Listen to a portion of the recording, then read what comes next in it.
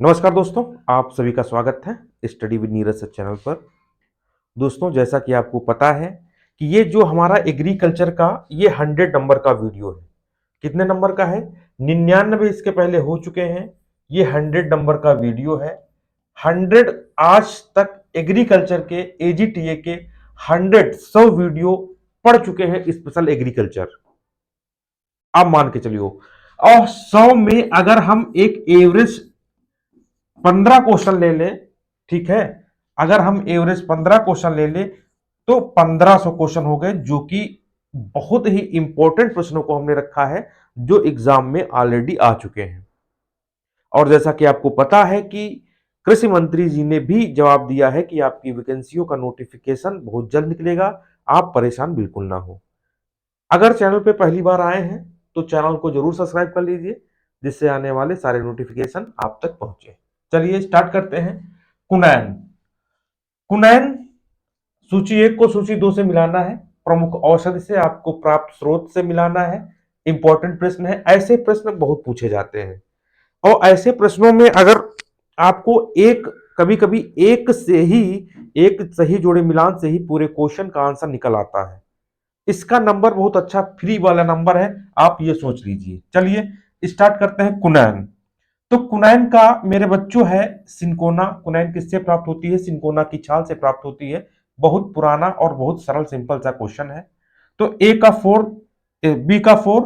अब देखो, दो 4 हैं, मतलब सी और डी नहीं होगा, ये कंफर्म है। अब आपको ए और बी में तय करना है कि कौन सा ऑप्शन बिल्कुल सटीक बैठेगा। ठीक। मार्फिन, ये मार्फिन अफीम, अफीम मार्फिन फफा रहा है, समझ लो मार्फिन क्या हो गया, ये अफीम हो गया। तो बी का 1 सही होगा, तो बी का 1 सही है, तो इसका मतलब आपका ये वाला राइट ऑप्शन है। ऑप्शन संख्या बी इसका बिल्कुल सही क्वेश्चन है, का आंसर है, ध्यान रखना। और चलिए आगे बढ़ते हैं। क्वेश्चन नंबर 2 पर लिखा है सूची 1 को सूची 2 से सुमेलित करना है। उपकरण है और उनसे संबंधित जो है उपयोग है, किस उपकरण का किसमें उपयोग किया जाता है। बहुत बढ़िया प्रश्न है मेरे बच्चों। चलिए आगे बढ़ते हैं, देखते हैं। लेक्टोमीटर, ये तो सिंपल सा क्वेश्चन है, सारे लोग जानते हैं। लेक्टोमीटर से दुग्ध शुद्धता मापी जाती है। ठीक है, तो ए का 2 है, तो इसमें सिर्फ ए का 2 सी वाले में है, तो इसका मतलब ये है कि जो सी वाला है वो बिल्कुल राइट आंसर है। और बी का 3 है, वाष्पोत्सर्जन लाइसीमीटर से, और टेंसियोमीटर से मृदा नमी टेंशन, और एनीमोमीटर से वायुगत मापी जाती है। इसकी पीडीएफ आपको टेलीग्राम पर शेयर कर दी जाएगी। स्टडी विद नीरज सर, ये मेरा टेलीग्राम चैनल है मेरे बच्चों। स्टडी विद नीरज सर, ये मेरा टेलीग्राम चैनल है, आप इसे ज्वाइन कर सकते हैं। सारी इंफॉर्मेशन, सारे नोट्स इस पे भेजे जाते हैं। चलिए क्वेश्चन संख्या 3 की तरफ बढ़ते हैं। लिखा है सूची 1 को सूची 2 से सुमेलित करना है। एक तरफ फसल है, एक तरफ उद्भव स्थान है, मतलब कौन सी फसल का जन्म किस जो है देश में हुआ है, एक फसल किस देश से संबंधित है, ऐसा क्वेश्चन आने की प्रबल संभावना है। ठीक है, तो चलिए आगे बढ़ते हैं। ए, ए क्या है? सूरजमुखी। सूरजमुखी जो है वो संयुक्त राज्य अमेरिका में पाई जाती है। तो ए का 2 मतलब ए ही वाला जो है इसका राइट आंसर हो जाएगा। और बी का 1 कपास भारत में, सी का 4 मूंगफली ब्राजील, और सरसों चाइना में पाई जाती है। ठीक है, तो इसका ये राइट आंसर हो गया क्वेश्चन संख्या 3। अब क्वेश्चन संख्या 4 की तरफ बढ़ते हैं। देख लीजिए, भारत में कृषि का इतिहास किसने लिखा? भारत में कृषि का इतिहास लिखी गई है, किसके द्वारा लिखी गई है? अब बीपी पाल, के एल चड्ढा और आर एस परौंदा नहीं, ये लिखी गई है एम एस रंधावा के द्वारा। सी वाला ऑप्शन इसका राइट है, सी वाला ऑप्शन राइट है। एम एस रंधावा के द्वारा जो है भारत में कृषि का इतिहास लिखी गई है। आगे बढ़ते हैं। क्वेश्चन संख्या 5 देखिए, लाख के कीड़े किस वृक्ष पर पलते हैं? लाख के कीड़े किस वृक्ष पर पलते हैं? जिजीफस मारिटियाना, मोरस अल्बा, ठीक है, डलवर्जिया, सिस्सू, केसिया, सैमिया। तो जो लाख के कीड़े होते हैं पलते हैं जिजीफस मारिटियाना वृक्ष पर। ये ए वाला ऑप्शन इसका राइट है, ए वाला ऑप्शन इसका राइट है। हाँ, नोट कर पे देख लो, नोट यहाँ पे इंपॉर्टेंट क्या है इसके लिए, ये भी आप लोग देख लीजिए। लाख के कीट बेर, पलाश, कुसमी के पेड़ों पर पाले जाते हैं, जो लैक्टिकल्चर कहलाता है। रेशम कीट मलबरी सिल्क मोट का पालन सामान्य शहतूत पर करते हैं, जो सेरीकल्चर कहलाता है। रेशम के कीट हेतु शहतूत मोरस अल्बा के पौधों की खेती जो है मोरिकल्चर के अंतर्गत आती है। ठीक है, कुछ इंपॉर्टेंट पॉइंट। चलिए क्वेश्चन संख्या 6 पर बढ़ेंगे। लिखा है हाइमेनोप्टेरा गण का सदस्य कौन है? हाइमेनोप्टेरा गण का सदस्य कौन है? तो इसमें से जो है सदस्य है चींटी। चींटी जो है हाइमेनोप्टेरा गण का सदस्य है, ध्यान रखना, चींटी। ठीक है, चलिए इसमें नोट देखिए, यह कीटों का सबसे विकसित गण है।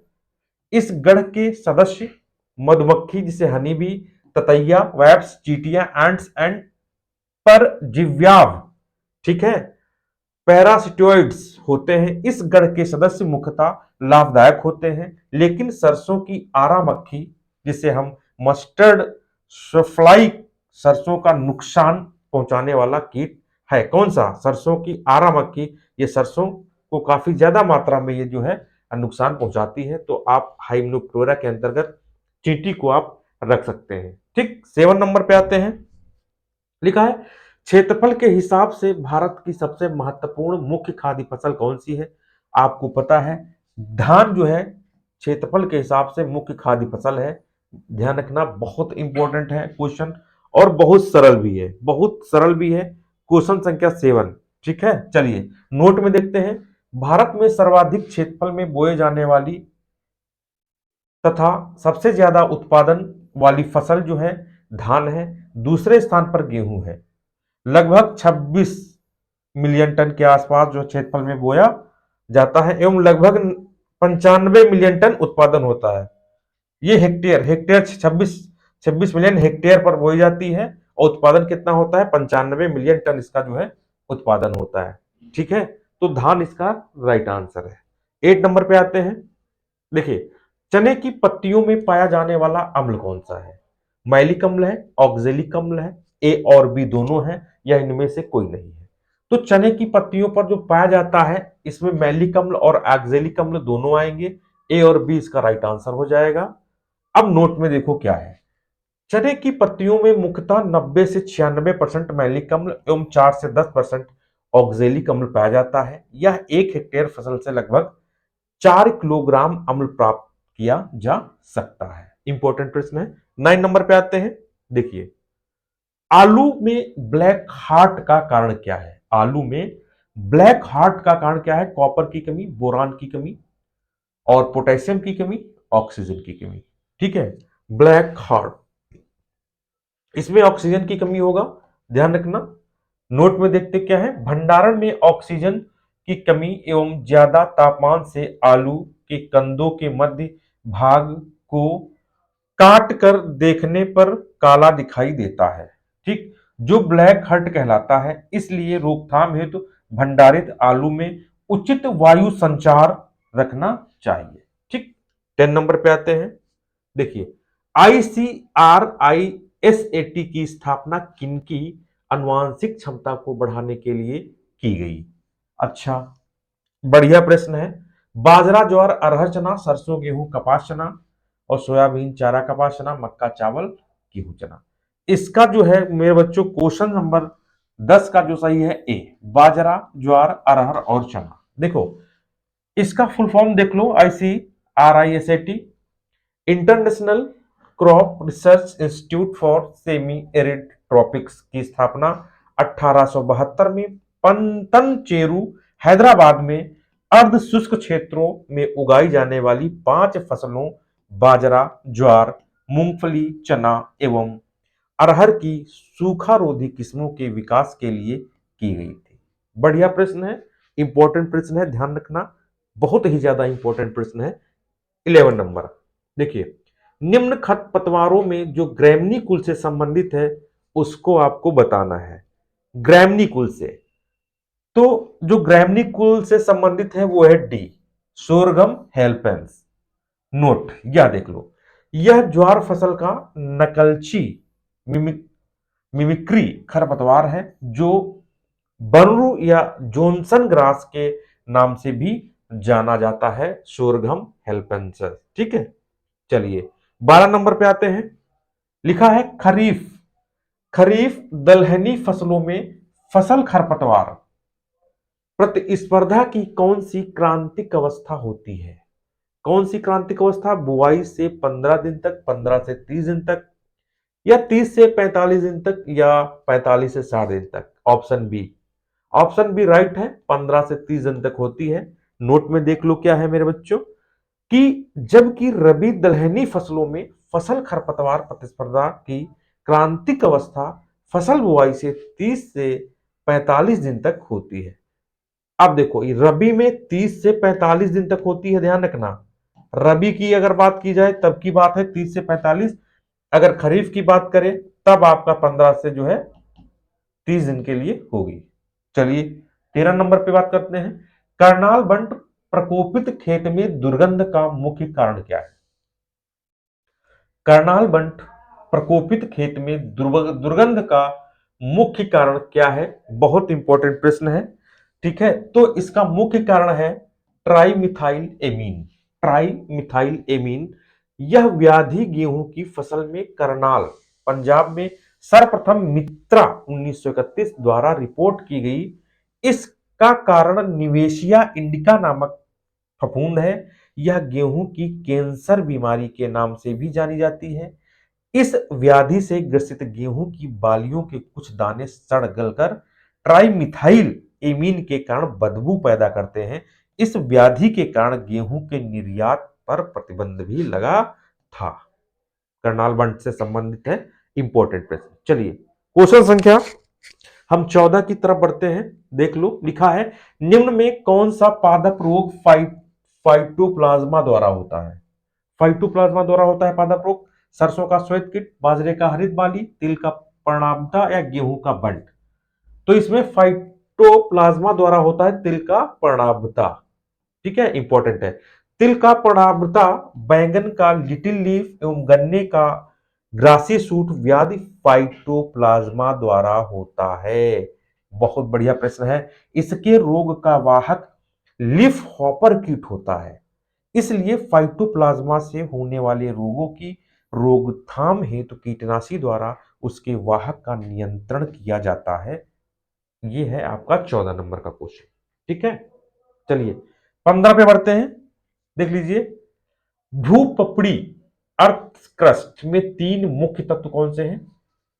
3 मुख्य तत्व आपका सी ऑप्शन है, ऑक्सीजन, सियाल और जो है एल्युमिनियम।